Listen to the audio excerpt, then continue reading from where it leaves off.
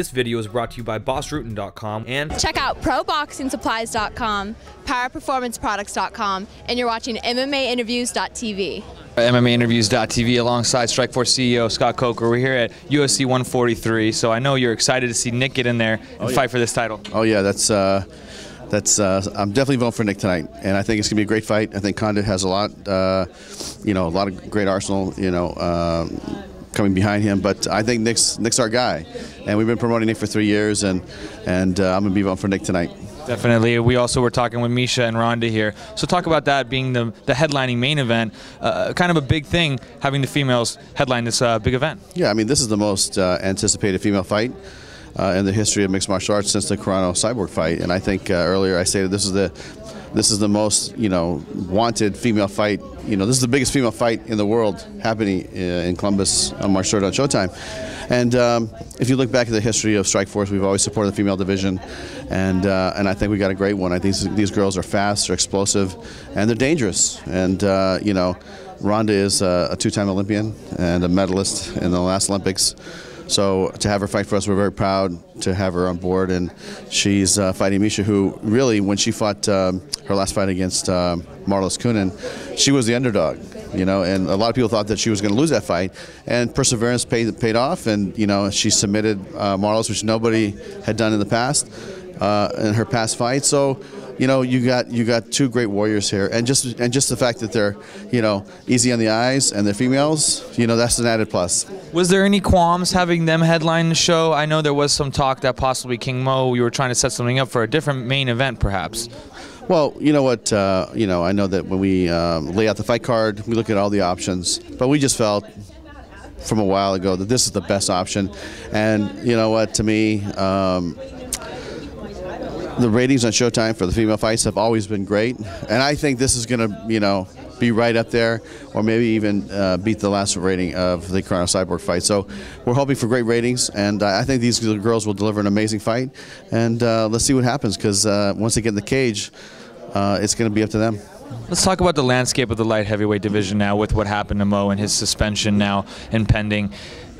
We've got Kyle and Mousasi, of course. Right. So what's going on there, and will the winner maybe fight Feijao? Or? Yeah, I think that we're going to monitor, see what happens with King Mo, and I know that he's talking to the Nevada State Athletic Commission and the Attorney General's office here in Nevada. So they're trying to see what kind of suspension that they can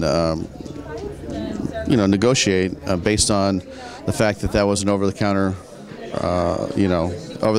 supplement, and so. When we hear the outcome of what happens with that, then we'll make some determinations. In the meantime, we're going to keep moving forward.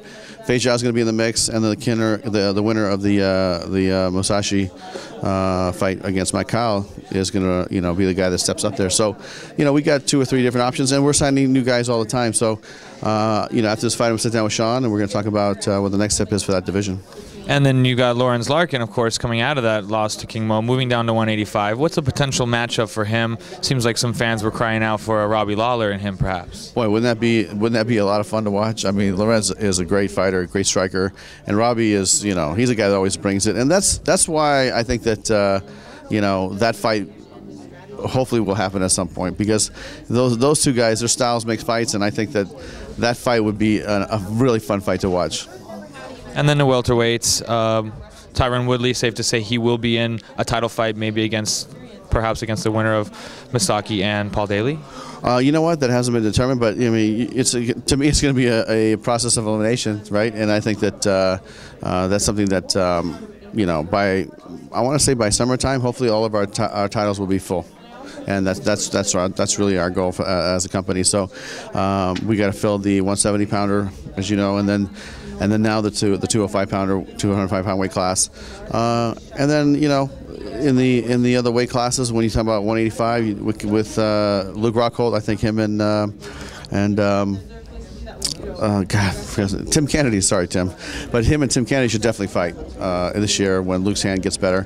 And you guys are almost happy with the heavyweight division, and so we're waiting for Cormier to heal, and we're expecting him to fight in probably late April, sometime in May, and that'll be the final of the tournament. And then you know, the winner will have one more fight in the Strikeforce heavyweight. You know, we've talked about this already. So, you know, we got a lot of great things happening, and I think that the beauty of Strikeforce is we've always delivered great fights, and we've always delivered great athletes and world-class fighters and some of the best fighters in the world. And I think you're going to continue to see that on Showtime.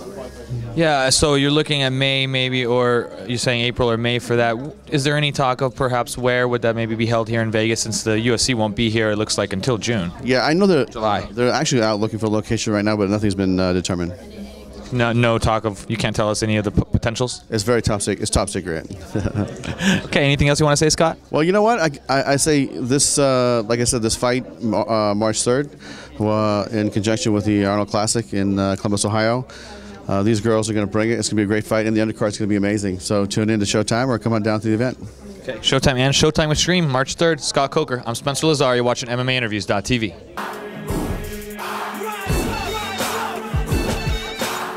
Godspeed and party on.